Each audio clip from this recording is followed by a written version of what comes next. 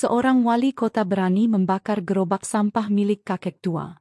3 hari setelahnya dia alami hal mengerikan setelah kakek itu mengatakan hal ini. Pagi itu, langit tampak bersih, cerah, dan tanpa awan sedikit pun. Matahari bersinar lembut, menyinari bangunan tinggi tempat Darmawan berdiri di balkon rumah dinasnya yang megah. Dari lantai paling atas, ia bisa melihat hampir seluruh sudut kota yang tampak tertata rapi. Jalan-jalan bersih, taman kota penuh bunga, dan lalu lintas yang teratur. Ia menghirup udara dalam-dalam, senyumnya terukir tipis. Baginya, semua ini adalah hasil kerja keras dan ambisinya selama bertahun-tahun. Sebuah kota yang dahulu semrawut, kini berubah menjadi pusat kehidupan modern yang membanggakan. Di bawah kepemimpinannya, kota ini disebut-sebut sebagai contoh keberhasilan pembangunan yang patut ditiru. Darmawan tak bisa menutupi rasa puasnya. Ia adalah orang yang, bagi sebagian besar warga, telah menjadi simbol keberhasilan. Wajahnya terpampang di baliho besar dengan senyuman lebar, lengan terangkat seperti sedang menggandeng masa depan. Di media lokal, ia disebut sebagai Bapak Pembangunan Baru. Sementara di kalangan pejabat, ia dikenal sebagai tokoh yang ambisius, penuh strategi, dan selalu tahu cara mendapatkan dukungan.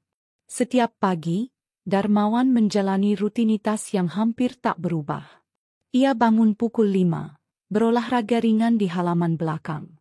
Lalu sarapan bersama istri dan putri semata wayangnya yang kini duduk di bangku kuliah luar negeri. Sarapan mereka bukan sekadar makanan. Itu adalah perjamuan penuh kemewahan. Buah impor segar, kopi premium, dan roti yang selalu baru dipanggang oleh juru masaknya sendiri. Setelah sarapan, ia akan mengenakan setelan jas terbaik. Duduk di kursi kayu jati antik di ruang kerja pribadinya, dan menerima laporan-laporan dari para staf terdekat. Rapat dengan investor, undangan wawancara, pengesahan proyek, dan deretan agenda lainnya memenuhi waktunya.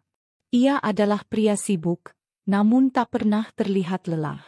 Di balik meja kerjanya yang besar, dinding-dinding ruangan itu dihiasi lukisan-lukisan mahal dan piagam penghargaan. Sebuah foto besar menampilkan dirinya sedang bersalaman dengan tokoh penting dari ibu kota. Lantai marmer mengkilap, tirai sutra menggantung rapi, dan lampu gantung kristal menjadi saksi betapa kehidupannya begitu jauh dari kesederhanaan.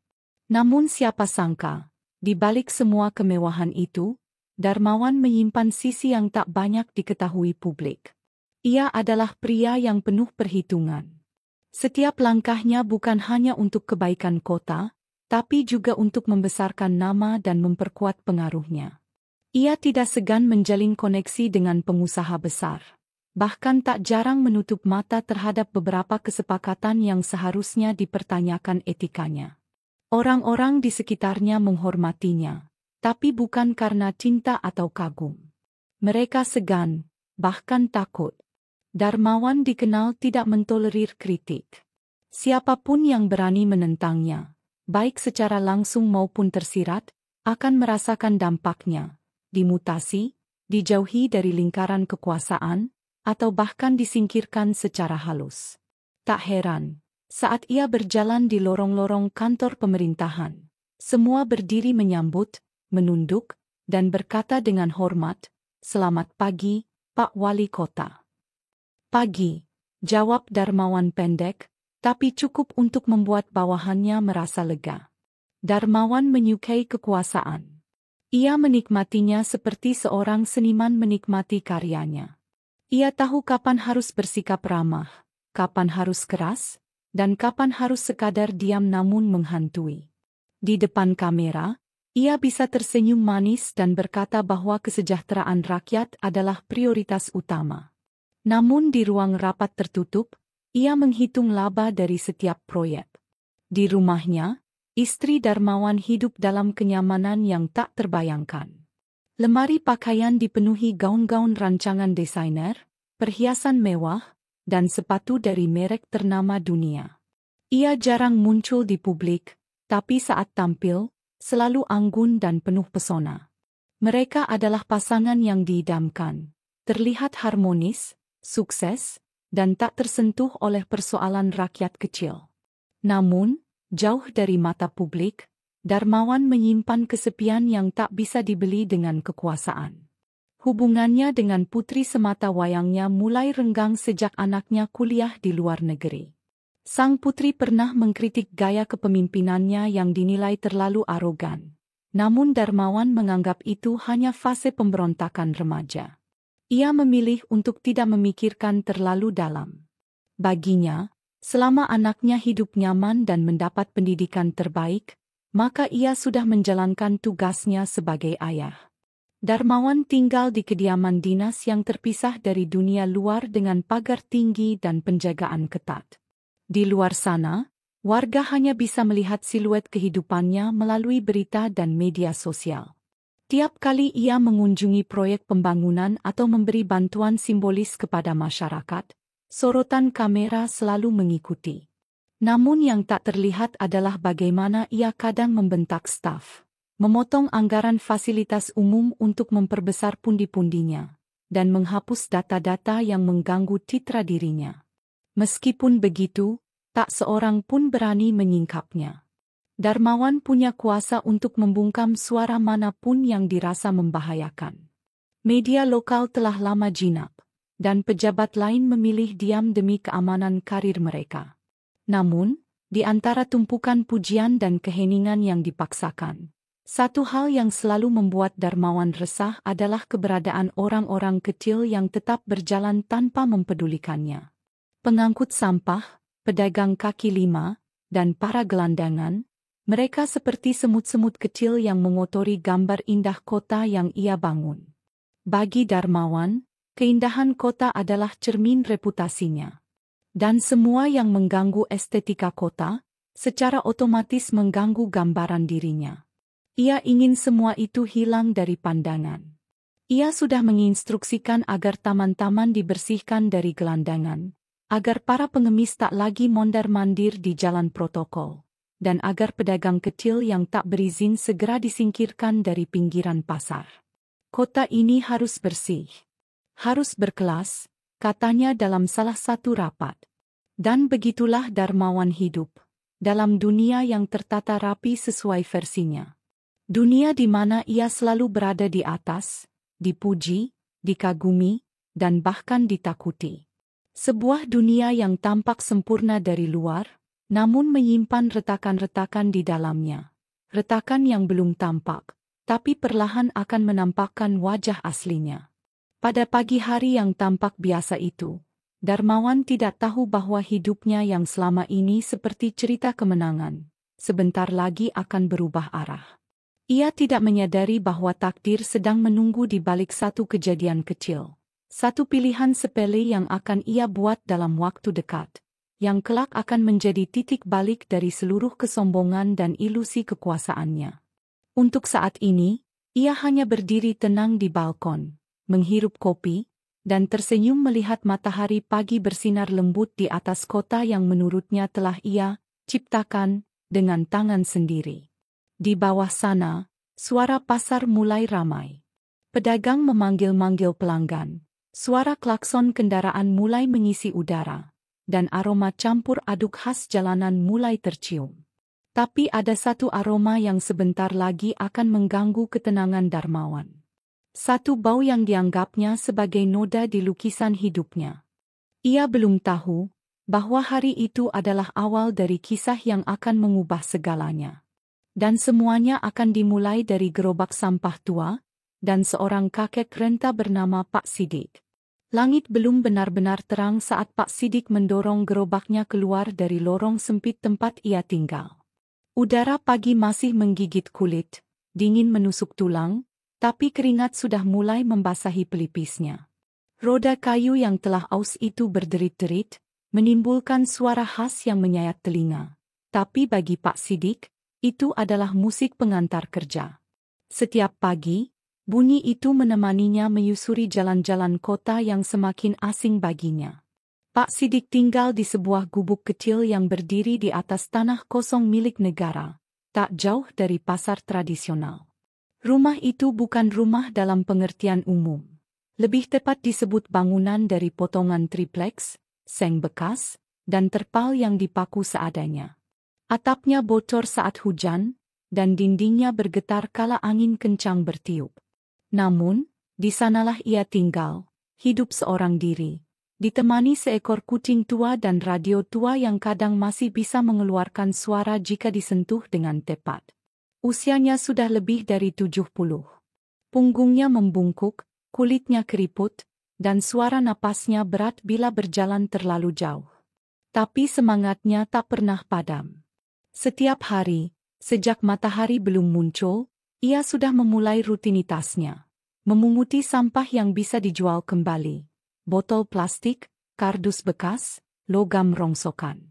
Barang-barang itu ia kumpulkan dan dorong sejauh beberapa kilometer dengan gerobaknya yang telah ia pakai selama hampir 2 dekade. Gerobak itu bukan sembarang alat.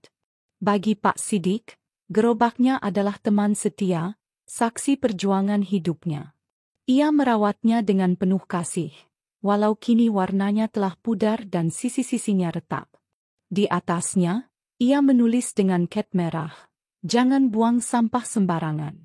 Mari jaga bumi." Tulisan itu nyaris tak terbaca, tapi tetap ia pertahankan, seolah menjadi semacam sumpah hidupnya.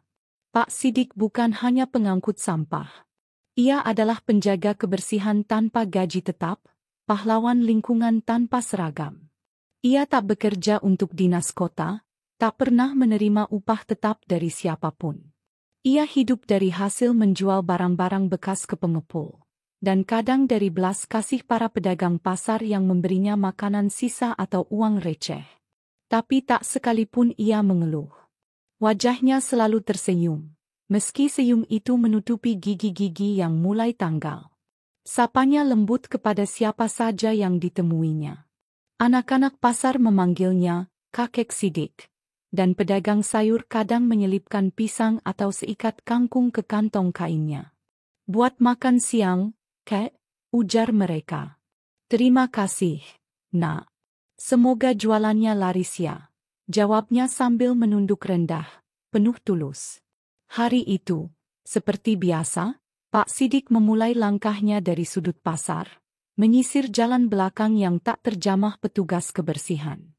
Ia memungut botol air mineral yang dibuang sembarangan, memisahkan plastik dan logam, dan dengan sabar menata semuanya di gerobaknya. Keringat mengalir deras, tapi ia terus bekerja. Ia percaya, selama tangannya masih bisa bergerak, maka ia tak boleh menyerah pada keadaan. Di sela pekerjaannya, ia sering berhenti sejenak untuk mengatur napas, menatap langit, dan membatin. "Terima kasih, ya Allah, hari ini masih diberi tenaga," gumamnya. Doanya selalu sederhana. Tak pernah ia meminta kekayaan, hanya kekuatan untuk terus bertahan, dan perlindungan dari kesepian yang terus mengintai hari tuanya. Namun, meski hidupnya keras, Pak Sidik menyimpan ketenangan yang jarang dimiliki orang lain. Ia tidak iri, tidak dendam, tidak mengeluh. Ia percaya bahwa semua hal berjalan atas kehendak yang Maha Kuasa. Ketika ada yang menghina atau mengusirnya karena bau sampah yang ia bawa, ia hanya tersenyum. "Mereka belum mengerti," katanya dalam hati. Sore itu, setelah seharian berkeliling, Pak Sidik kembali ke gubuknya. Di depan rumah, ia duduk di bangku kayu yang patah sebelah, menyeduh air panas dari ketel tua dan menyeruputnya pelan. Kucingnya, si belang, melingkar di kakinya. Di kejauhan, matahari mulai tenggelam, langit berubah oranye, dan suara pasar mereda perlahan. Radio tuanya menyala, memutar lagu lama yang hampir tenggelam di balik desisan dan tes. Tapi Pak Sidik menikmati setiap nadanya. Ia menatap senja dan tersenyum. Meskipun hidup dalam keterbatasan, hatinya tak pernah merasa kekurangan. Di malam hari, ia akan menulis di buku catatannya, sebuah buku lusuh yang sampulnya sudah mengelupas. Di sana ia menulis doa, puisi, dan kadang hanya curahan hati. Ia menulis bukan karena ingin dibaca orang, tapi sebagai bentuk percakapan dengan dirinya sendiri. Malam itu, ia menulis, "Hari ini seperti kemarin, penuh peluh dan debu. Tapi aku masih diberi napas. Itu cukup. Aku tahu, hidup bukan tentang apa yang kita miliki, tapi tentang bagaimana kita menjalaninya. Kalau aku harus lahir kembali, aku tetap ingin hidup sederhana, asal bisa berguna meski hanya sedikit." Tulisan itu ia tutup dengan ucapan syukur. Lalu ia merebahkan tubuh kurusnya di atas kasur tipis, menatap langit-langit bocor, dan perlahan tertidur ditemani suara jangkrik dan desir angin malam. Di luar, gerobaknya terparkir tenang di sudut rumah. Sebuah lampu minyak redup menggantung di dekatnya. Besok, ia akan kembali mendorong gerobak itu, menyusuri jalan yang sama, memungut sampah yang sama. Tapi ia tak pernah bosan. Setiap hari adalah berkah baginya. Namun, ia tak tahu bahwa esok hari akan menjadi hari yang berbeda. Esok, hidupnya akan bersinggungan dengan seseorang dari dunia yang bertolak belakang. Seseorang yang hidup dalam istana kekuasaan, yang memandangnya sebagai gangguan di tengah keindahan kota. Dan dari pertemuan itu, takdir akan mulai menulis cerita baru. Cerita tentang kesombongan yang diuji, tentang kesabaran yang diuji, dan tentang kekuatan sebuah kata, karma pasti berlaku. Tapi untuk malam ini, Pak Sidik masih tertidur tenang, tanpa tahu bahwa dalam waktu dekat, gerobaknya yang usang itu akan menjadi saksi dari awal sebuah kejatuhan besar. Pagi itu, langit begitu cerah. Mentari belum sepenuhnya naik, tapi sinarnya sudah menyusup di antara atap seng dan tirai plastik pasar tradisional. Hiruk-pikuk mulai terasa meski jam masih menunjukkan pukul 6. Suara tawa pedagang, langkah terburu-buru pembeli, dan dentingan logam dari timbangan memenuhi udara pagi. Aroma khas pasar, campuran sayuran segar, ikan, rempah, dan sedikit bau amis, menguar, memenuhi rongga hidung siapa saja yang datang ke sana. Di tengah riuh pasar, Pak Sidik mendorong gerobaknya perlahan. Suara roda kayu yang berderit-derit tetap menjadi penanda kehadirannya. Ia sudah hafal jalur ini, mulai dari sisi barat pasar, mengitari lorong sempit belakang lapak daging, lalu menyusuri selokan yang kadang mampet di sisi timur. Di sanalah biasanya botol-botol plastik dan kardus menumpuk. Hasil buangan pedagang yang terburu pulang atau pembeli yang tak peduli. Satu persatu, Pak Sidik memungut sampah itu. Tangannya cekatan, wajahnya fokus. Ia menyapa beberapa pedagang yang sudah ia kenal bertahun-tahun. "Pagi, Bu Rini. Semoga jualannya ramai ya hari ini," ucapnya dengan suara parau namun hangat. Sementara itu, di sisi lain pasar, rombongan kecil berjas rapi dan berseragam hitam-hitam mulai memasuki area. Orang-orang pasar seketika menoleh. Beberapa pedagang buru-buru merapikan lapaknya, ada juga yang saling berbisik. "Itu wali kota, ya?" tanya seseorang. "Benar. Darmawan, wali kota yang sedang naik daun, datang berkunjung ke pasar pagi itu. Mengenakan kemeja putih bersih, celana kain abu-abu, dan sepatu mengilap, ia tampak kontras dengan suasana pasar yang becek dan semrawut. Di belakangnya, 2 ajudan dan 1 fotografer mengikuti langkahnya dengan penuh kehati-hatian. Kunjungan itu sebenarnya mendadak. Darmawan ingin memastikan secara langsung kondisi pasar yang belakangan ramai dibicarakan di media sosial karena masalah kebersihan dan drainase. Ia ingin menunjukkan kepeduliannya. Walau dalam hati, semua ini hanya bagian dari pencitraan menjelang pemilihan periode kedua. "Ada aroma tak sedap di sini," gumamnya, alisnya berkerut saat ia melewati deretan penjual ikan.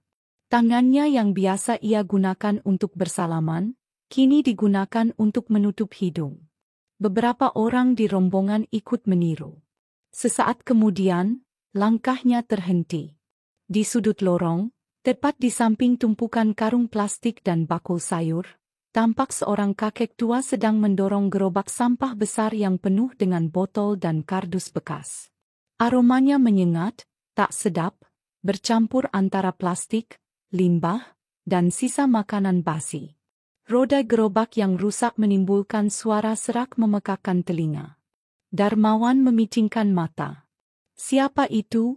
tanyanya pada ajudan. Ajudan mengintip ke depan, lalu menjawab, "Sepertinya pemulung, Pak." "Di tengah pasar? Pagi-pagi begini?" Nada Darmawan mulai meninggi. Pak Sidik belum menyadari keributan kecil yang terjadi di belakangnya. Ia sedang membungkuk, mengambil kaleng bekas dari balik gerobaknya. Saat ia berdiri kembali, barulah ia mendengar langkah cepat dari sepatu-sepatu mengilap itu mendekatinya. "Hai, Pak Tua," seru seseorang dengan nada tajam. Pak Sidik menoleh, sedikit terkejut. Di hadapannya, berdiri seorang pria gagah, rapi, dan penuh wibawa. Wajahnya dikenal oleh hampir semua warga kota, sering muncul di baliho dan televisi. Tapi bagi Pak Sidik, ia hanya seperti pejabat lain, tampak jauh dan tak pernah benar-benar hadir di dunia tempat orang seperti dirinya hidup. "Ya, Pak," jawab Pak Sidik sopan. "Bapak ngapain di sini? Bau sekali. Ini pasar, tempat orang beli makanan, bukan tempat buang sampah." Pak Sidik masih mencoba tersenyum.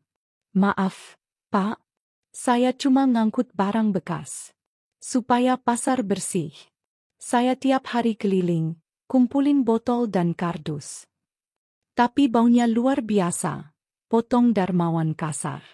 Ia menoleh ke ajudannya. "Ini yang bikin pasar kotor. Bayangkan kalau wartawan lihat ini. Bisa jadi bahan berita buruk." Ajudannya hanya mengangguk, tak banyak bicara. Para pedagang di sekitar mulai melongok, ada yang terdiam, ada yang menahan napas.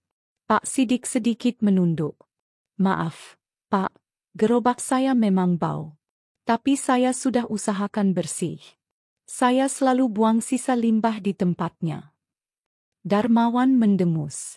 "Kalau begitu, jangan ke pasar lagi. Ini tempat orang berbelanja, bukan tempat pemulung." Kalimat itu menampar Pak Sidik lebih keras dari yang terlihat. Tapi ia tidak membalas. Ia hanya menunduk lebih dalam, lalu menjawab pelan, "Maaf kalau saya ganggu, Pak." Darmawan melirik gerobak tua yang berdiri di samping Pak Sidik. Di matanya, itu hanyalah tumpukan sampah menjijikkan yang merusak pemandangan kota. Ia berpaling, menyuruh ajudannya mencatat sesuatu, lalu berjalan cepat meninggalkan lokasi. Tapi sebelum ia benar-benar pergi, terdengar suara lirih dari belakang. Suara Pak Sidik. "Pak." Langkah Darmawan terhenti. Ia menoleh sedikit, setengah enggan. "Semua orang berhak cari makan, Pak," kata Pak Sidik pelan, nyaris tak terdengar, "asal tak merugikan orang lain. Saya cuma ingin bantu bersihkan kota ini. Saya nggak minta apa-apa." Darmawan mendengus lagi, lalu berlalu begitu saja tanpa menjawab. Siang itu, berita tentang kunjungan wali kota tersebar cepat. Beberapa media lokal menulis berita, "Wali kota sidak pasar pagi, temukan masalah kebersihan." Di media sosial, foto-foto Darmawan di tengah pasar diunggah tim humasnya dengan caption berbunga-bunga. Tapi tak ada satupun foto yang menunjukkan Pak Sidik dan gerobaknya. Sementara itu, Pak Sidik kembali ke rumahnya dengan langkah yang lebih lambat dari biasanya. Gerobaknya tetap setia di belakang, namun hatinya terasa lebih berat. Ia bukan marah. Tidak. Ia hanya merasa sedih. Dihina di depan umum bukan hal baru baginya, tapi kali ini terasa berbeda. Seolah hidupnya dianggap tidak layak hanya karena ia memulung. Sesampainya di gubuk, ia duduk lama di depan rumah. Si belang mengeong pelan, seperti tahu tuannya sedang murung. Pak Sidik tak menjawab. Ia hanya memandangi gerobaknya, lalu berkata perlahan, "Kau masih bisa bantu aku besok, kan?" Ia lalu menatap langit, dan dengan suara yang tak sepenuhnya lirih, ia berkata pelan, seolah kepada seseorang yang lebih tinggi. Kalau aku salah, biarlah aku menerima akibatnya. Tapi kalau dia yang salah, ya Tuhan, biarlah hidup mengajarinya pelan-pelan. Karena aku percaya, karma pasti berlaku. Kata-kata itu melayang pelan ke udara senja yang mulai jatuh. Angin membawa bisikan itu entah kemana. Sementara di pusat kota, Darmawan duduk di kursi empuk kantornya, tak menyadari bahwa ia baru saja menabur benih takdir yang akan ia tuai tak lama lagi. Keesokan harinya, pasar pagi itu tampak seperti biasa. Suasana sibuk, pedagang mengatur barang dagangannya, pembeli menawar harga, dan berbagai suara berbaur menjadi satu. Namun, kali ini ada sesuatu yang berbeda. Gerobak tua Pak Sidik yang biasanya selalu ada di sana, setia menanti untuk dipenuhi sampah-sampah, tampak kosong, tak bergerak. Pak Sidik sudah tidak terlihat di antara keramaian. Beberapa pedagang yang mengenalnya tampak saling bertanya, tetapi tak seorang pun tahu di mana ia berada. Suasana di pasar sedikit terasa sepi tanpa sosok kakek itu, meskipun kehidupan tetap berjalan seperti biasa. Sementara itu, di kantornya yang megah, Darmawan sedang duduk di kursi besar, menikmati secangkir kopi panas sambil membaca laporan tentang perkembangan pasar dan kebersihan kota. Di luar jendela, angin pagi berhembus sejuk, tetapi hatinya terasa panas. Pikirannya kembali teringat pada pertemuan kemarin di pasar. Siapa dia untuk mengajarkan saya apa yang harus saya lakukan? Gumam Darmawan, lebih pada dirinya sendiri. Aku yang memilih untuk memperbaiki kota ini. Aku yang tahu bagaimana cara membuatnya bersih. Hatinya dipenuhi dengan rasa kesal yang belum juga reda. Pak Sidik, si pemulung tua itu, benar-benar mengganggu kenyamanannya.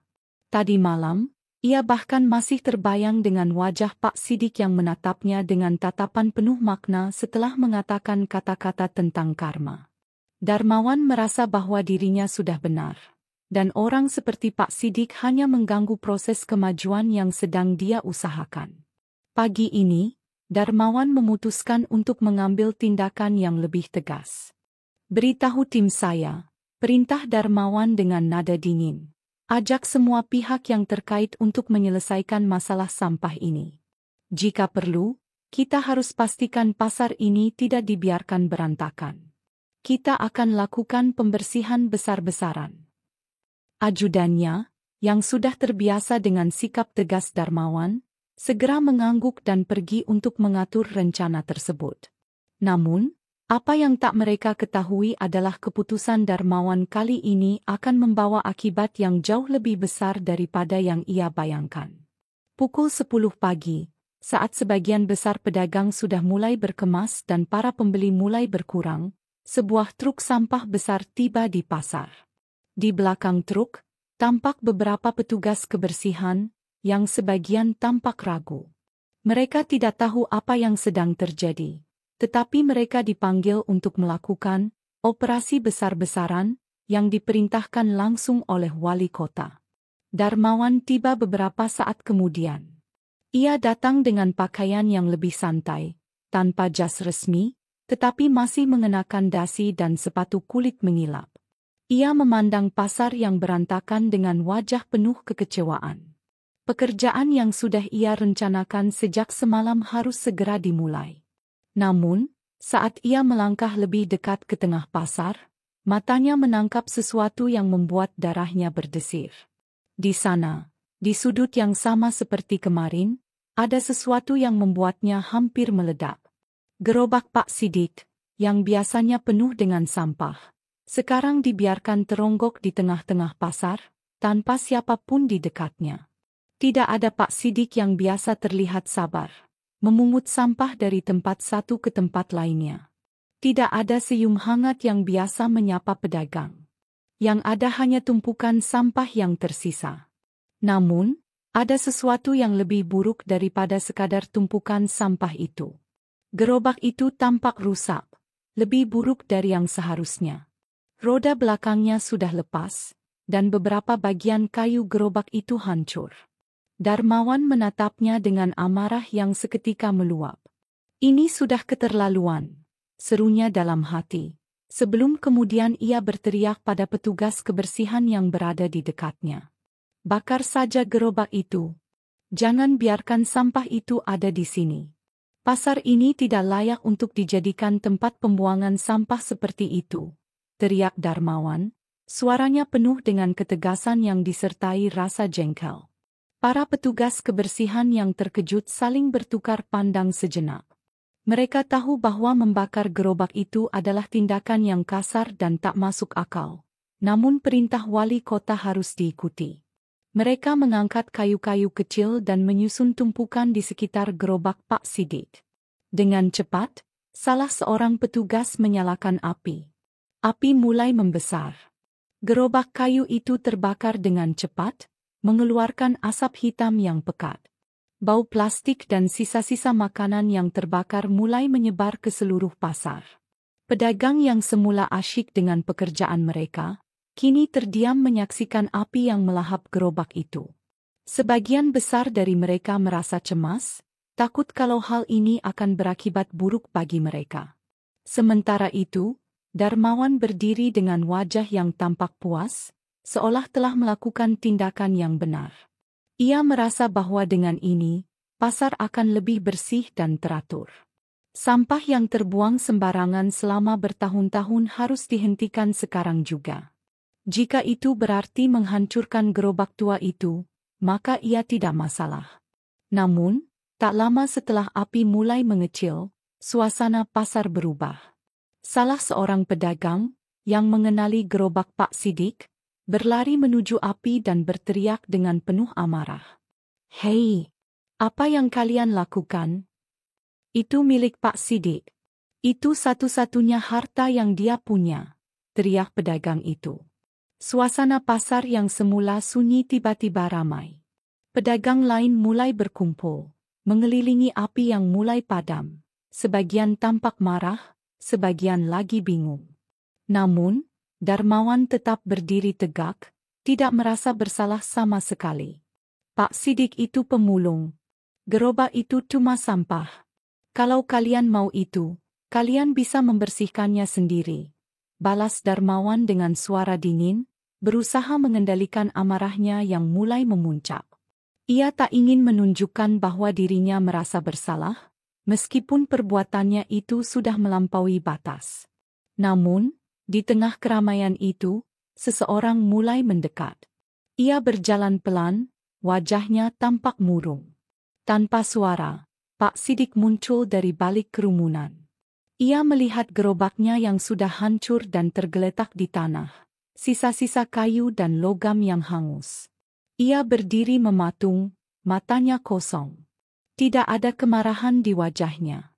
Tidak ada tangisan. Ia hanya diam, menatap gerobaknya yang telah terbakar habis. Suasana menjadi hening sejenak. Semua orang di pasar tampak memperhatikannya, seakan menunggu reaksi dari orang tua itu. Pak Sidik akhirnya membuka mulut. Suaranya sangat pelan, nyaris tak terdengar di tengah hiruk-pikuk pasar. "Karma pasti berlaku," ucapnya perlahan. Kalimat itu seperti petir di siang bolong. Semua yang ada di pasar terdiam. Tidak ada yang mengerti apa maksudnya, tetapi kalimat itu menggema, seolah membawa ancaman tersendiri. Darmawan menatap Pak Sidik dengan tatapan tajam. "Apa maksudmu?" tanyanya. Namun suara itu sudah tidak terdengar lantang lagi, hanya sedikit bergetar di ujung kalimat. Pak Sidik hanya mengangguk sekali, lalu perlahan berjalan menjauh, meninggalkan pasar yang kini sepi dari sorak-sorai. Tak ada yang berani menghalangi langkahnya. Di saat itulah Darmawan merasa ada sesuatu yang tidak beres. Sesuatu yang lebih besar dari sekadar sampah yang terbakar itu. Setelah Pak Sidik mengucapkan kata-kata itu, suasana di pasar terasa berubah. Seakan waktu berhenti sejenak, dan semua orang yang ada di sana merasa sebuah ketegangan yang aneh. Meskipun mereka tidak benar-benar mengerti maksud ucapan itu. Darmawan tetap berdiri tegak, Matanya menyempit menatap punggung Pak Sidik yang semakin jauh. Kata-kata, karma pasti berlaku, seperti terngiang-ngiang dalam pikirannya. Namun ia menepisnya segera. Tidak ada yang bisa menghalangi kemajuan ini. Semua ini demi kota, pikir Darmawan, mencoba menenangkan dirinya. Namun, dalam hatinya, ada perasaan tidak nyaman yang mulai tumbuh. Apa maksud Pak Sidik dengan kata-kata itu? Apakah itu sekadar ucapan seorang kakek tua yang tidak tahu apa-apa? Atau ada sesuatu yang lebih dalam yang harus ia waspadai? Darmawan menatap ke arah tempat di mana gerobak Pak Sidik yang terbakar itu tergeletak. Asap masih mengepul di sana, sisa-sisa api yang tinggal bara. Ia berbalik dan melangkah pergi tanpa mengatakan sepatah kata pun, meninggalkan pasar yang kembali berangsur-angsur sepi. Namun, setelah kejadian itu, perasaan tidak tenang tidak kunjung hilang. Meskipun Darmawan berusaha fokus pada urusan lain, kejadian itu terus menghantuinya. Setiap kali ia menutup matanya, bayangan Pak Sidik yang berjalan menjauh dengan langkah pelan itu terulang lagi. Dan, tentu saja, kata-kata terakhir Pak Sidik, karma pasti berlaku, terus bergema dalam benaknya. 3 hari setelah kejadian itu, kehidupan Darmawan mulai terasa tidak sejalan dengan yang biasa. Keadaan kota yang ia anggap telah ia perbaiki dengan kerja keras dan dedikasinya, tiba-tiba terasa berubah. Suatu pagi, seperti biasa, ia memeriksa laporan keuangan kota. Namun sesuatu yang aneh mulai terungkap. Buku-buku laporan yang sudah ia lihat ratusan kali itu sekarang seakan menjadi pengingat akan kekeliruan yang terjadi. Perusahaan-perusahaan yang terlibat dalam proyek kebersihan dan pembangunan yang ia tangani tiba-tiba gagal melaporkan pendapatan mereka secara benar. Beberapa kontrak yang ia tanda tangani bersama pihak ketiga juga menunjukkan ketidaksesuaian anggaran yang mencurigakan. Darmawan merasa seakan ada yang mengawasi setiap gerak-geriknya. Tiba-tiba, segala sesuatu yang terlihat sempurna mulai retak, dan potongan-potongan teka-teki yang dulu ia anggap tak bermakna kini mulai terungkap. Pekerjaan yang sebelumnya penuh dengan keberhasilan, tiba-tiba terasa berantakan. Beberapa perusahaan yang terlibat dalam proyek-proyeknya mulai mengajukan klaim kepada pemerintah kota, menuntut pembayaran yang lebih besar dari yang seharusnya. Masalah keuangan yang tidak terduga muncul satu persatu, dan Darmawan merasa seperti tenggelam dalam lautan kebingungannya. Keesokan harinya, saat ia sedang duduk di ruang kerjanya, pintu terbuka dan ajudannya masuk dengan wajah cemas. "Pak Wali, ada sesuatu yang harus Anda lihat," kata ajudan itu, suaranya bergetar. Darmawan mengernyitkan dahi. "Apa itu?" Ajudan itu menyerahkan sebuah map tebal yang berisi laporan. Darmawan membuka map itu, dan apa yang ia temukan di dalamnya membuat hatinya terhentak. Itu adalah laporan audit yang mencurigakan. Ada bukti-bukti yang menunjukkan bahwa sebagian dari anggaran yang seharusnya digunakan untuk pembangunan infrastruktur kota ternyata disalahgunakan untuk kepentingan pribadi. Transaksi-transaksi mencurigakan yang melibatkan rekening-rekening fiktif mulai terungkap satu persatu. Darmawan merasa dunia seakan runtuh di sekelilingnya. Ia terdiam, tidak tahu harus berkata apa. Beberapa perusahaan yang terlibat dalam proyek kota telah memberi informasi ke pihak berwajib, dan semua bukti mengarah pada dirinya. Tiba-tiba, sebuah perasaan tak terlukiskan, sebuah rasa yang sudah lama ia abaikan, mulai merayap dalam dirinya, rasa takut. Tidak mungkin, gumam Darmawan, mencoba meyakinkan dirinya sendiri bahwa ini semua hanyalah kebetulan. Tetapi, semakin ia membaca laporan itu, semakin jelas bahwa itu bukanlah kebetulan. Beberapa hari berikutnya, masalah itu semakin besar. Berita tentang penyalahgunaan dana publik mulai menyebar. Media mulai menggali lebih dalam, dan Darmawan merasa seperti berada di ujung jurang. Ia mulai panik. Semakin ia mencoba menyelesaikan masalah ini dengan cara yang biasa, semakin dalam masalah itu menggerogoti posisinya.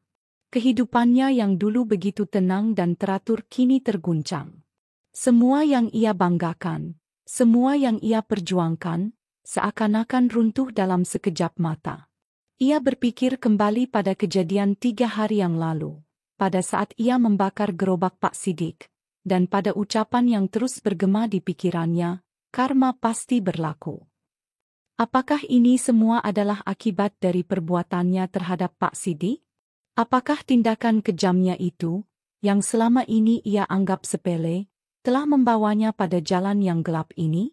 Semakin ia memikirkannya, semakin ia merasa bahwa ada sesuatu yang lebih besar dari sekadar peristiwa itu yang sedang menunggunya. Panas tubuhnya semakin terasa.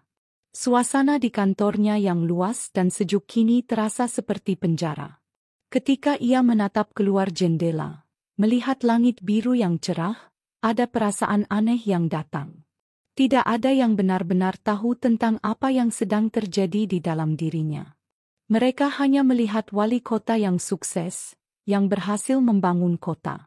Tapi, di balik itu semua, ada sisi gelap yang tersembunyi, dan kini, bayangan itu datang mengejar.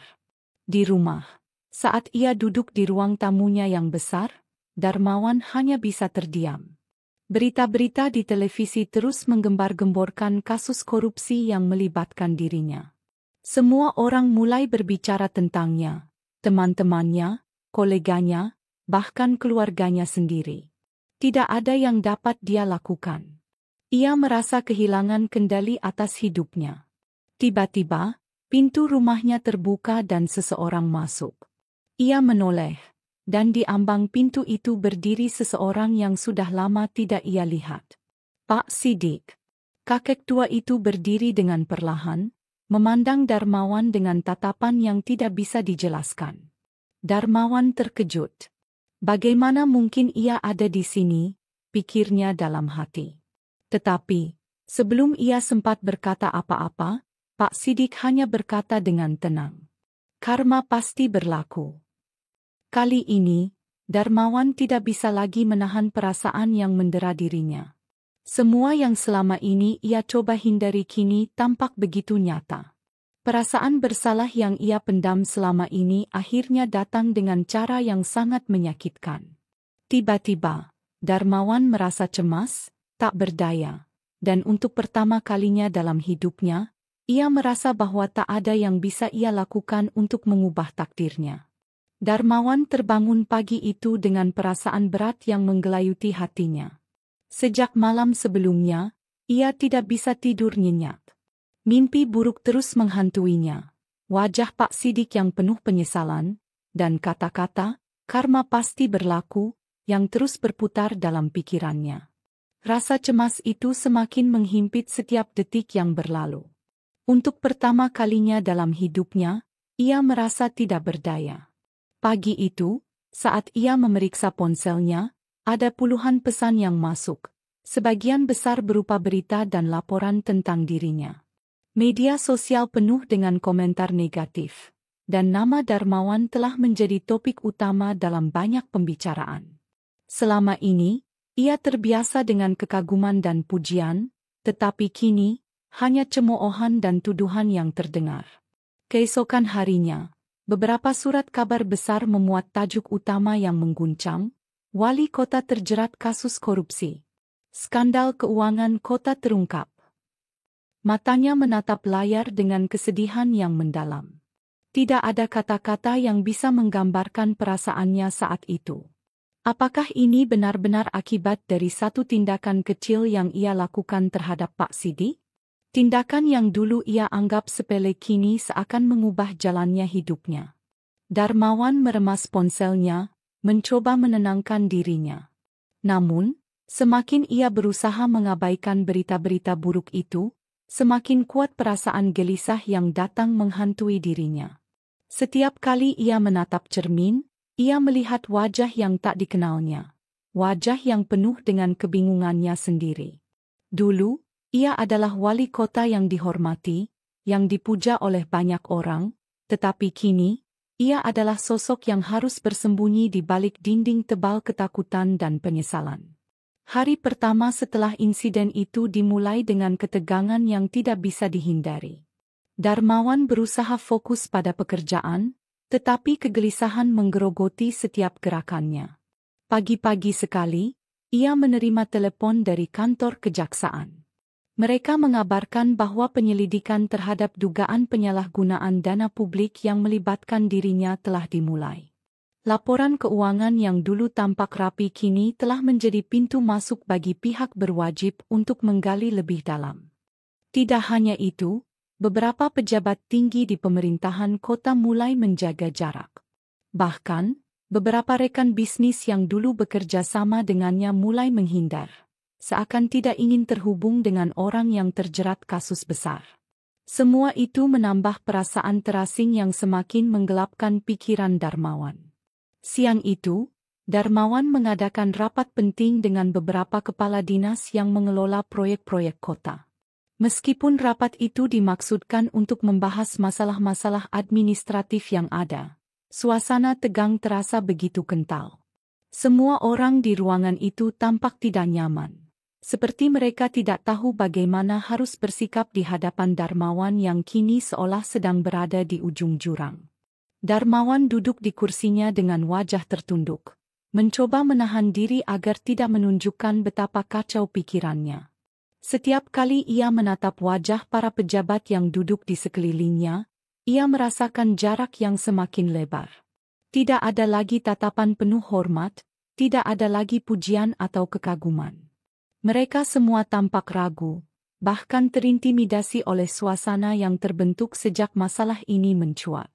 Bagaimana progres proyek pembangunan di daerah timur? Darmawan bertanya, berusaha menyembunyikan kegelisahan dalam suaranya.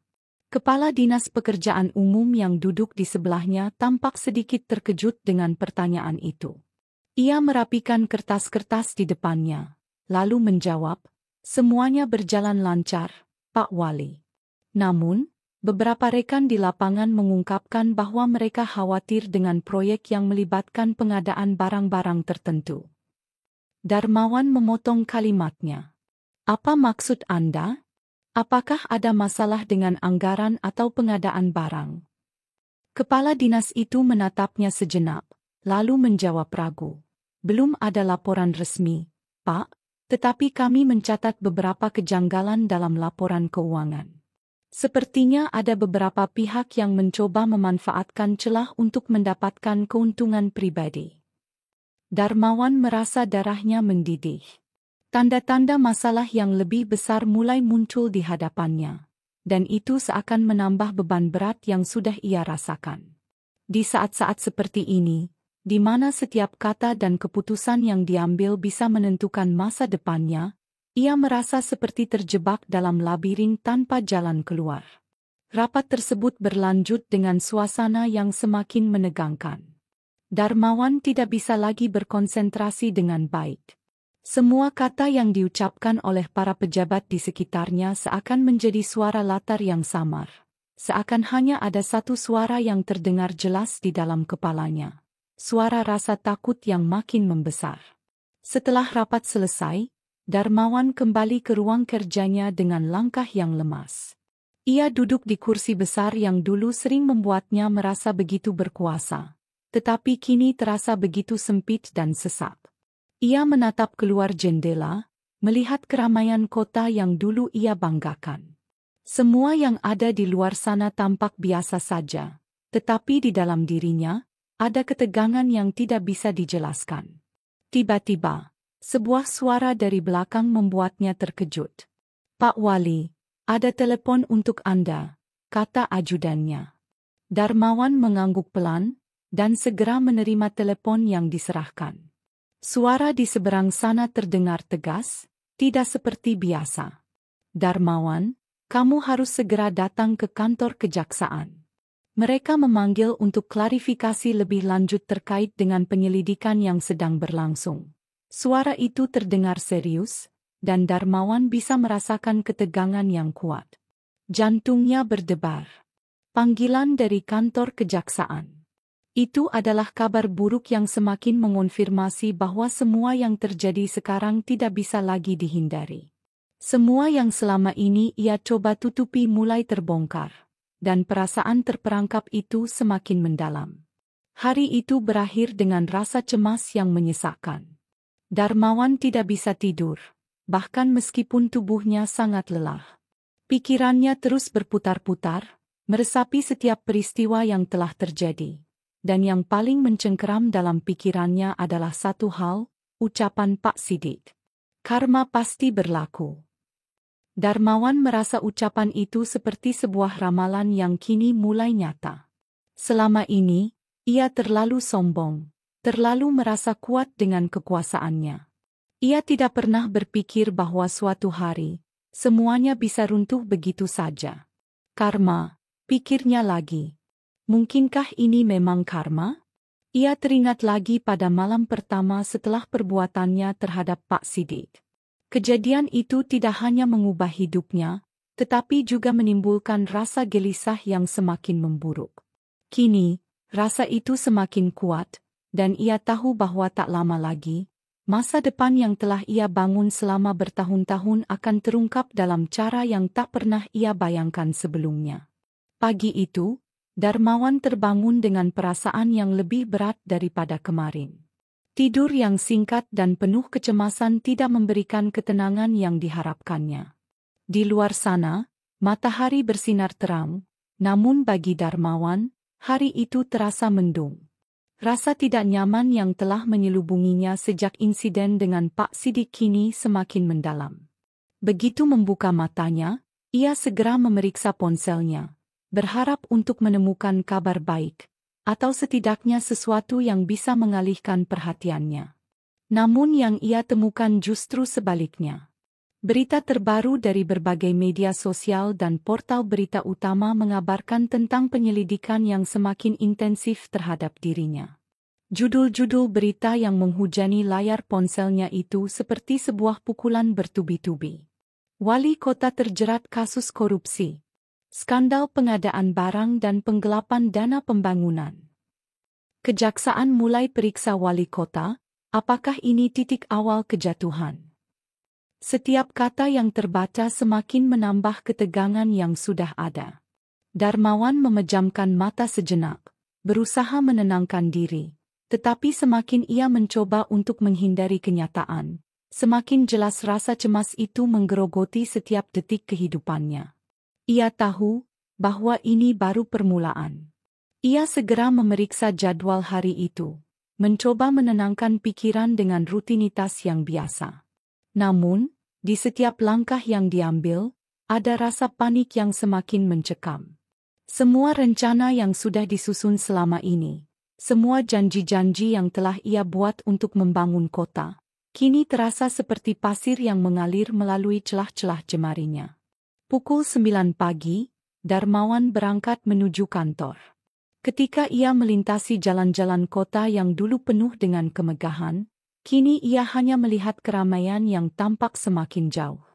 Ia melintas di depan gedung-gedung perkantoran yang dulu dipenuhi pekerja yang tak sabar menanti proyek-proyek besar yang akan ia pimpin, tetapi kini, sepertinya mereka hanya menanti kehancuran. Sesampainya di kantor, ia segera dipanggil oleh ajudannya. Pak Wali, ada beberapa telepon penting dan laporan yang perlu Anda lihat. Ada beberapa investor yang sudah mulai menarik dana mereka, dan beberapa rekan kerja Anda mulai mengajukan permintaan untuk menunda kerjasama dengan kota, ujar ajudan dengan nada khawatir. Darmawan merespons dengan anggukan pelan, berusaha terlihat tenang meskipun hatinya bergejolak. Saat memasuki ruang kerjanya, ia melihat beberapa laporan yang sudah menumpuk di atas meja. Salah satu di antaranya adalah laporan keuangan yang telah diajukan oleh tim audit. Laporan itu mencatat ketidaksesuaian yang semakin jelas antara dana yang dialokasikan untuk berbagai proyek dan pengeluaran yang tercatat. Darmawan tahu, semakin lama ia menunda untuk memberikan klarifikasi, semakin buruk situasinya. Tak lama kemudian, telepon dari kantor kejaksaan pun berdering. Darmawan mengangkatnya dengan tangan yang sedikit gemetar. Darmawan, kami meminta Anda untuk segera datang ke kantor kami. Ini bukan lagi sekadar penyelidikan. Kami butuh klarifikasi lebih lanjut terkait dana yang terlibat dalam proyek-proyek kota. Jika Anda tidak segera memberikan klarifikasi yang memadai, kami akan terpaksa melakukan langkah hukum, ujar suara di seberang telepon dengan nada serius. Setelah menutup telepon, Darmawan merasakan seluruh tubuhnya seperti dibekukan. Ada ketakutan yang tidak bisa ia ungkapkan dengan kata-kata. Ini adalah langkah pertama menuju kejatuhan yang tak terhindarkan. Semua yang ia bangun selama bertahun-tahun, semua kekuasaan dan kemewahan yang ia nikmati, kini berada di ujung tanduk. Dalam sekejap, mimpi besarnya mulai retak. Di luar kantor kejaksaan, Darmawan berdiri termenung, menatap gedung yang kini akan menjadi tempat di mana takdirnya akan diputuskan. Beberapa wartawan yang berkumpul di luar berusaha mengerubunginya dengan berbagai pertanyaan. Namun Darmawan memilih untuk mengabaikan mereka dan masuk ke dalam dengan langkah berat. Sesampainya di dalam, ia disambut oleh beberapa penyelidik yang sudah menunggunya. Pak Wali, kami ingin Anda menjelaskan tentang pengeluaran yang tercatat dalam laporan keuangan kota yang baru saja kami terima. Terdapat beberapa kejanggalan terkait dengan proyek-proyek yang Anda kelola, kata salah seorang penyelidik. Darmawan duduk di kursi yang disediakan, merasakan tekanan yang semakin besar di dadanya. Saya tidak tahu apa yang Anda maksud, jawabnya dengan suara bergetar, berusaha menutupi rasa takut yang kian mencekam. Namun, penyelidik itu menatapnya tajam. Kami telah memeriksa transaksi yang terkait dengan pengadaan barang dan jasa untuk proyek infrastruktur kota. Beberapa dana yang seharusnya dialokasikan untuk proyek penting, ternyata dialihkan tanpa kejelasan yang memadai. Selain itu, kami juga menemukan sejumlah transaksi yang mencurigakan dengan beberapa pihak swasta yang memiliki hubungan dengan Anda. Darmawan terdiam. Semua pertanyaan itu seperti belati yang menusuk ke jantungnya. Satu demi satu, kenyataan yang selama ini ia coba tutupi mulai terungkap. Rasa ngeri dan penyesalan semakin menggelayuti hatinya, namun ia tidak bisa mundur. Semua yang telah ia lakukan untuk mencapai puncak kekuasaan kini harus dipertanggungjawabkan. Kembali di kantor, kegelisahan yang semakin besar membuat Darmawan merasa semakin terpojok. Satu persatu, keputusan yang ia buat di masa lalu kini berbalik menghantam dirinya. Dalam waktu singkat, beberapa investor besar yang sebelumnya telah menyatakan minat mereka untuk berinvestasi di kota itu mulai mundur. Beberapa proyek besar yang ia harapkan bisa memberikan keuntungan besar kini dibekukan. Nama Darmawan menjadi sebuah beban bagi siapapun yang terhubung dengannya. Darmawan duduk di kursi kerjanya, memandang dokumen-dokumen yang tergeletak di atas meja. Dunia yang selama ini ia bangun dengan penuh kebanggaan kini mulai runtuh, satu demi satu. Di dalam kepalanya, ucapan Pak Sidik yang singkat namun penuh makna itu kembali terngiang, karma pasti berlaku. Sebuah suara dalam dirinya mulai meresap, seakan menyadarkan bahwa memang inilah akibat dari segala perbuatannya. Semua tindakan yang ia anggap bisa dilewati tanpa konsekuensi kini memburunya dengan kecepatan yang luar biasa. Apa yang dahulu ia lakukan dengan semangat dan keyakinan kini menjadi kutukan yang menjeratnya tanpa ampun. Sore itu, Darmawan menerima telepon dari pengacaranya. Suara di seberang terdengar pesimis. Pak Wali, saya rasa kita harus bersiap untuk menghadapi proses hukum yang lebih serius. Pihak kejaksaan sudah mengumpulkan bukti-bukti yang cukup kuat untuk membawa Anda ke pengadilan. Darmawan menggenggam telepon itu dengan gemetar. Semua yang ia banggakan selama ini, kekuasaan, pengaruh, dan harta, kini terasa seperti ilusi yang hancur begitu saja. Hari kedua setelah insiden itu adalah awal dari kejatuhannya. Hari ketiga sejak insiden dengan Pak Sidik terasa seperti sebuah akhir yang tak terhindarkan bagi Darmawan.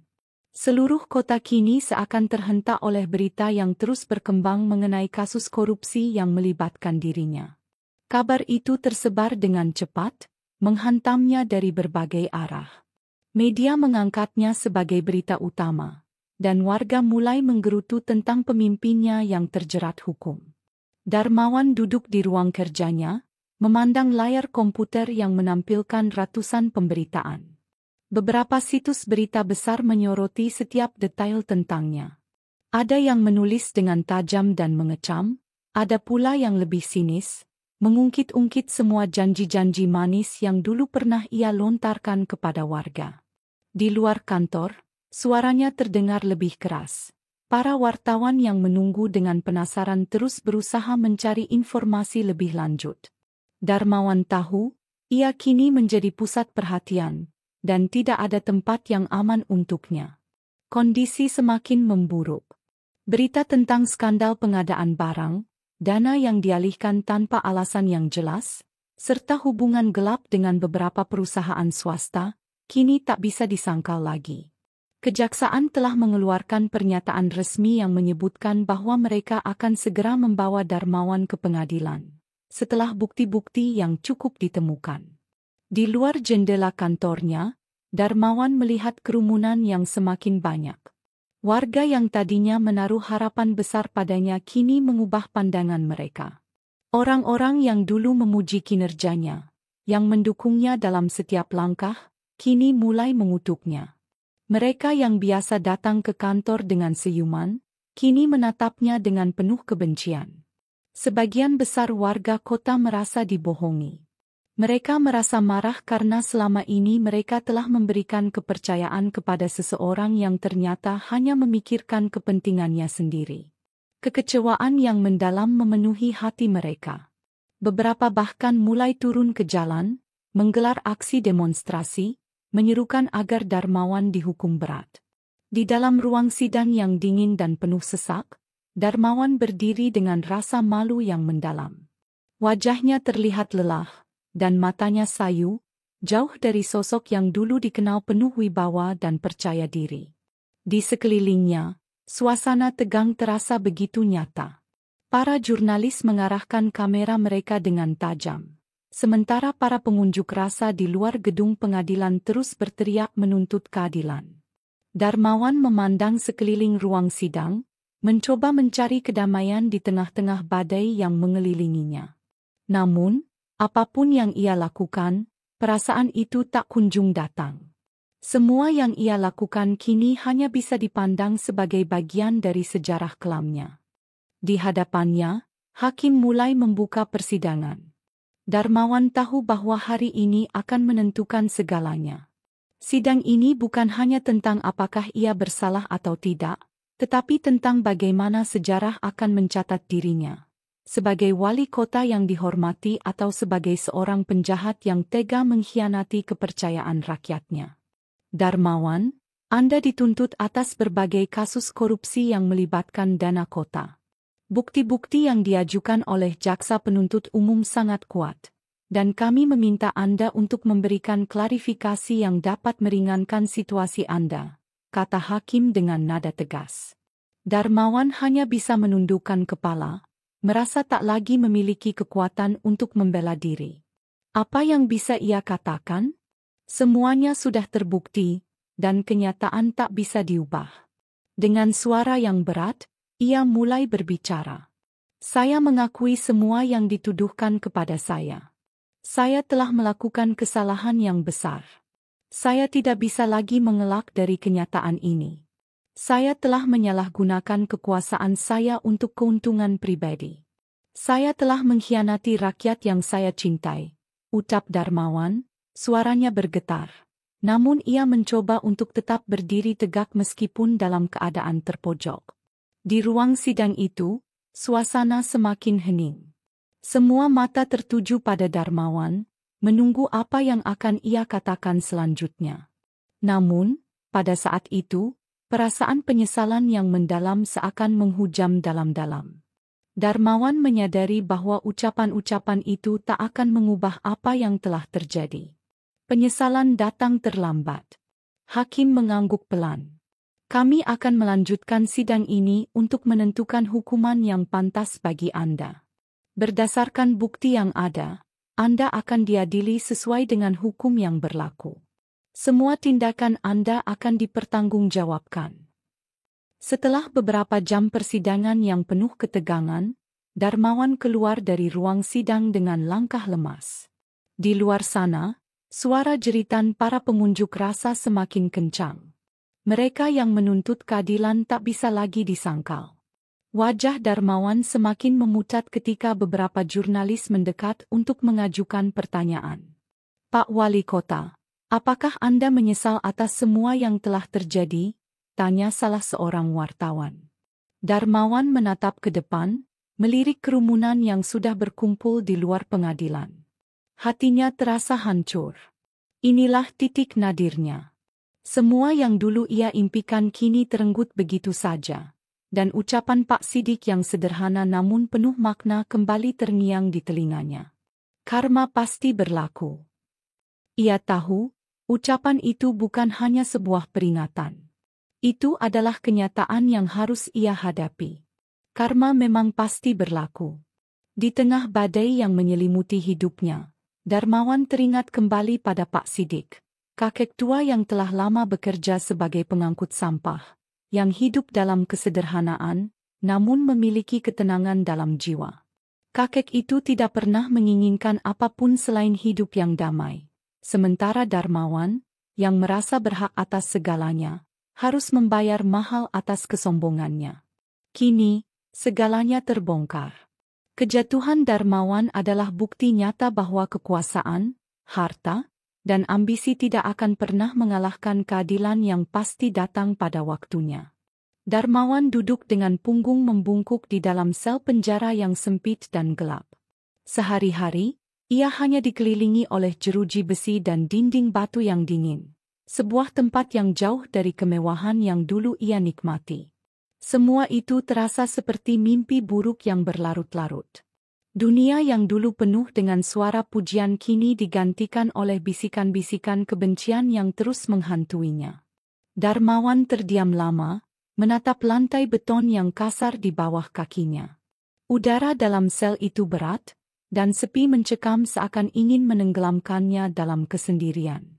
Namun, di balik kesunyian itu, ada satu hal yang terus mengganggu pikirannya, ucapan Pak Siddiq.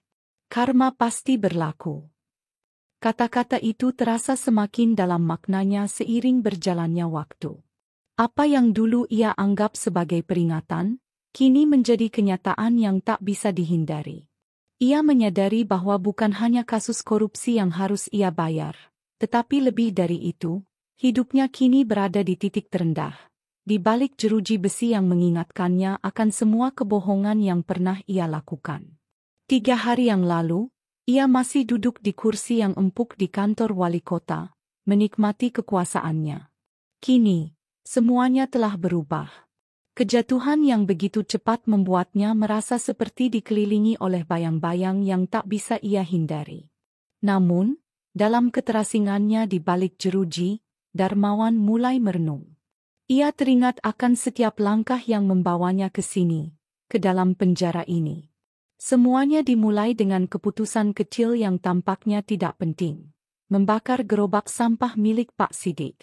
Keputusan itu, meski tampak sepele, ternyata mengubah jalan hidupnya selamanya. Apakah itu karma yang ia terima? Mungkin. Namun, Darmawan tahu bahwa kejatuhan dirinya bukan hanya akibat dari pembakaran gerobak itu. Itu adalah hasil dari kebohongan-kebohongan yang telah ia bangun selama bertahun-tahun. Ketamakan yang tak terbendung dan pengkhianatan yang ia lakukan terhadap rakyat yang mempercayainya. Karma, ternyata, bukan hanya datang dalam bentuk hukuman fisik. Itu datang dalam bentuk kehilangan harga diri, kehilangan kepercayaan, dan yang lebih buruk lagi, kehilangan arah hidup. Di balik jeruji, Darmawan merasakan beban yang luar biasa. Ia mulai berpikir, mungkin selama ini ia telah salah. Mungkin, kata-kata Pak Siddiq bukan hanya peringatan tentang keadilan yang datang terlambat, tetapi juga peringatan bahwa segala perbuatan buruk akan berbalik dan menghancurkan orang yang melakukannya, tak peduli seberapa tinggi kekuasaan yang dimiliki. Seiring berjalannya hari-hari dalam sel sempit itu, Darmawan merenungkan lebih banyak hal. Ia teringat pada Pak Sidik, pria tua yang sederhana namun penuh ketenangan. Kakek itu hidup di antara kesulitan, tetapi tidak pernah melupakan nilai-nilai dasar hidup.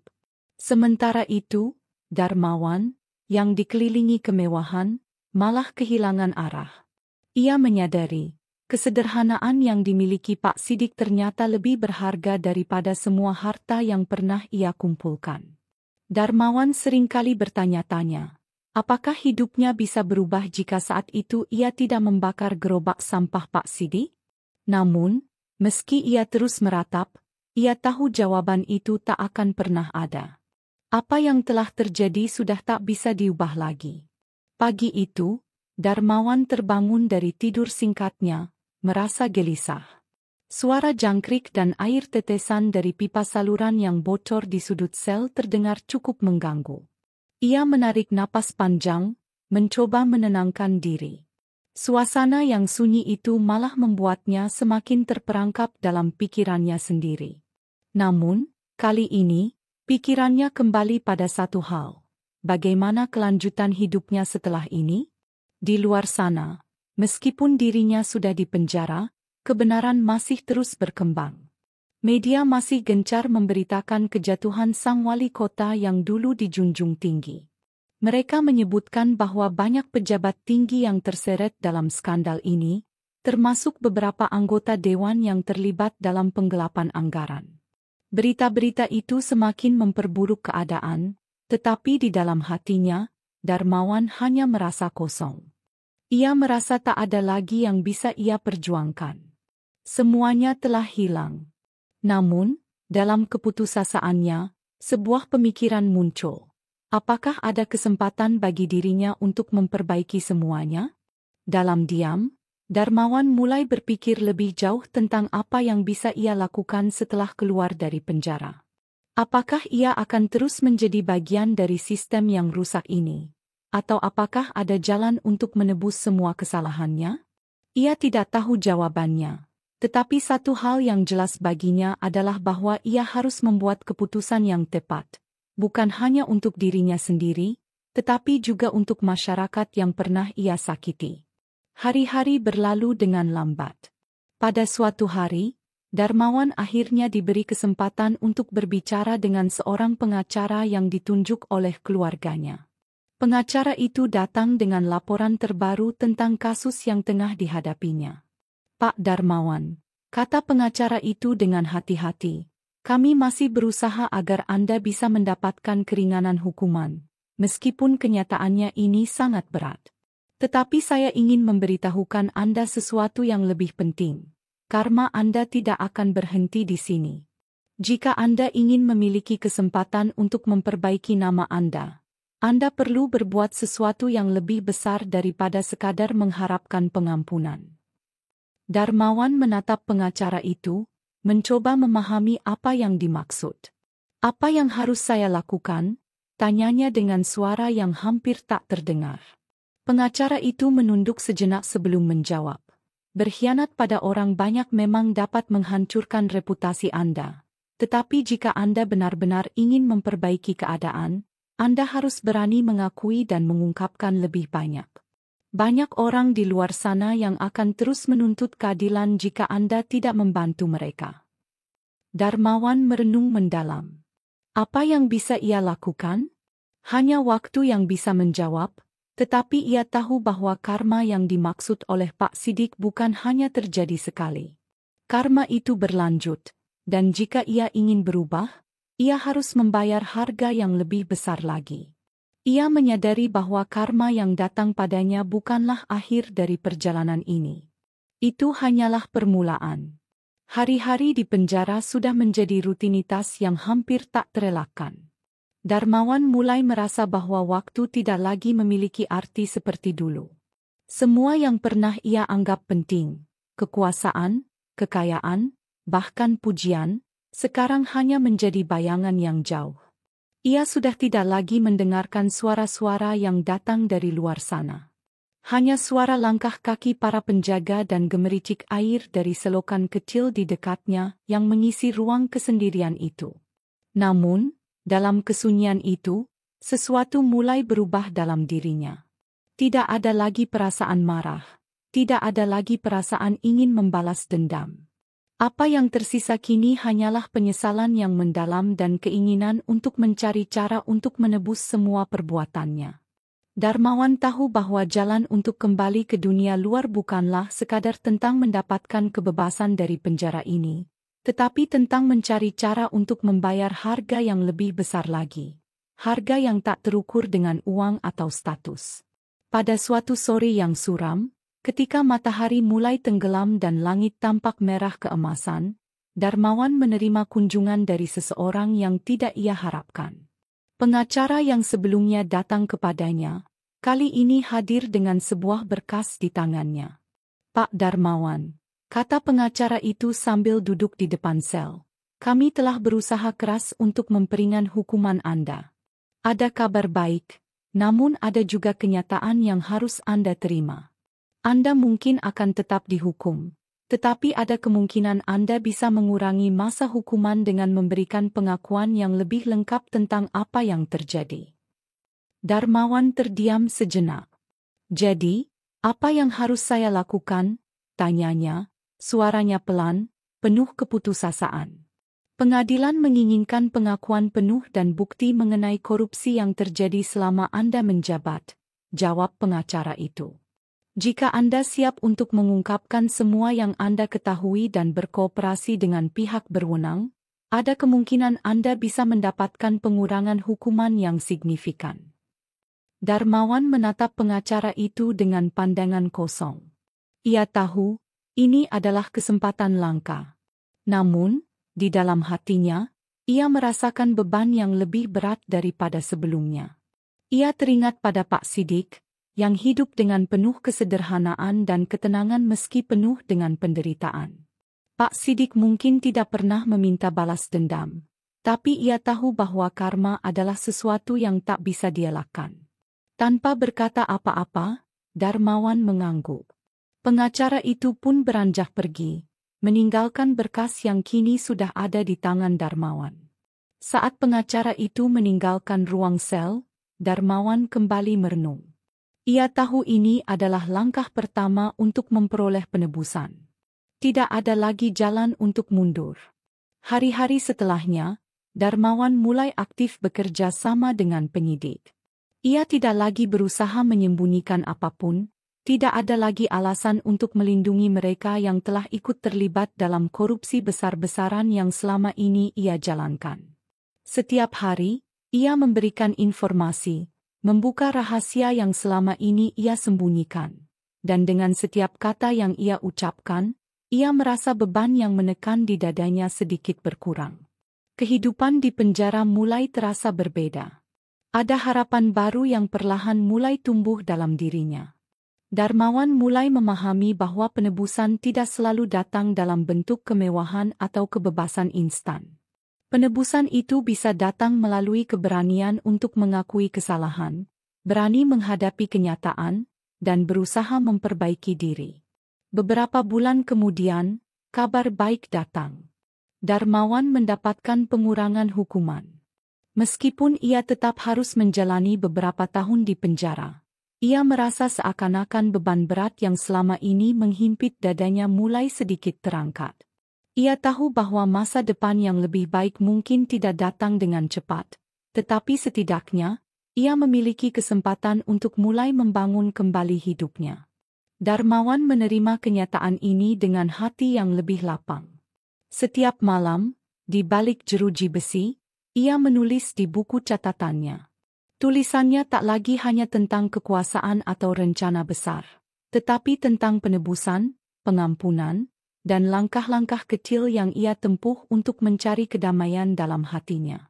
Ia tahu, suatu saat nanti, ia akan keluar dari penjara ini, bukan hanya sebagai seorang mantan wali kota, tetapi sebagai seorang pria yang telah belajar dari kesalahannya. Suatu pagi yang cerah, setelah beberapa bulan berlalu, Darmawan menerima surat dari keluarganya. Mereka memberitahunya bahwa orang yang pernah dia anggap kecil dan tak berarti, yakni Pak Sidik, sedang sakit parah. Tanpa berpikir panjang, Darmawan memutuskan untuk meminta izin kepada pihak penjara untuk mengunjungi kakek itu, meskipun izin tersebut sangat sulit didapatkan. Akhirnya, dengan segala usaha dan perjuangannya, Darmawan mendapatkan izin untuk keluar dari penjara. Ia mengunjungi Pak Sidik yang kini terbaring lemah di rumah sederhana di pinggir kota. Pak Sidik, yang dulu pernah dihina, kini hanya tersenyum saat Darmawan datang. "Kamu datang, Nak," katanya dengan suara yang lemah. Darmawan duduk di samping tempat tidur kakek itu, memandangnya dengan rasa haru yang mendalam. "Pak Sidik, saya minta maaf. Saya tahu, saya tidak bisa mengubah masa lalu, tetapi saya berjanji, saya akan berusaha untuk menjadi orang yang lebih baik." Pak Sidik tersenyum, meskipun napasnya terengah-engah. "Anakku," katanya pelan, "karma bukan hanya tentang membalas perbuatan buruk. Karma juga tentang memberi kesempatan untuk memperbaiki diri. Kamu sudah memulai langkah yang benar." Air mata mengalir di pipi Darmawan, tak mampu menahan perasaan campur aduk yang melanda dirinya. Ia merasa seperti mendapatkan sebuah keajaiban, kesempatan kedua untuk hidup yang lebih bermakna. Setelah itu, Darmawan kembali ke penjara dengan semangat baru. Ia tahu bahwa hidupnya belum berakhir. Penebusan itu tak hanya tentang kebebasan fisik, tetapi tentang kebebasan hati. Dan meskipun perjalanan panjang masih menunggunya, ia merasa lebih kuat dari sebelumnya. Ia akan keluar dari penjara ini suatu saat nanti, bukan hanya sebagai seorang yang dihukum, tetapi sebagai seorang yang telah menemukan arti sejati dari penebusan dan harapan baru. Saudaraku, hidup ini memang penuh dengan tantangan, dan terkadang kita merasa terperangkap dalam keputusan yang salah, terutama saat kita terjebak oleh ambisi atau kekuasaan. Namun, ingatlah bahwa setiap kesalahan memiliki peluang untuk diperbaiki, dan setiap langkah kecil menuju perubahan dapat membawa kita pada kedamaian yang sejati.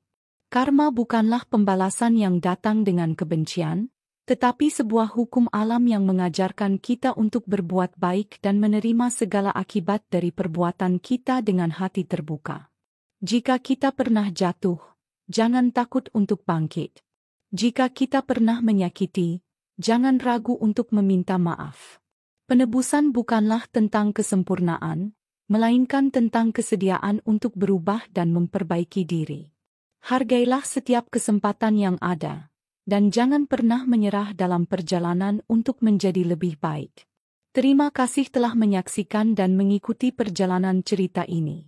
Semoga kisah ini memberikan inspirasi dan mendorong kita semua untuk lebih bijak dalam setiap langkah yang kita ambil. Hidup ini adalah perjalanan panjang, dan setiap detiknya berharga. Mari kita berusaha menjadi pribadi yang lebih baik, baik untuk diri sendiri maupun untuk orang lain. Semoga hari-harimu penuh dengan kedamaian dan kebahagiaan. Sampai jumpa di cerita berikutnya, dan selalu ingat bahwa setiap hari adalah kesempatan baru untuk memulai kembali. Salam hangat dari saya.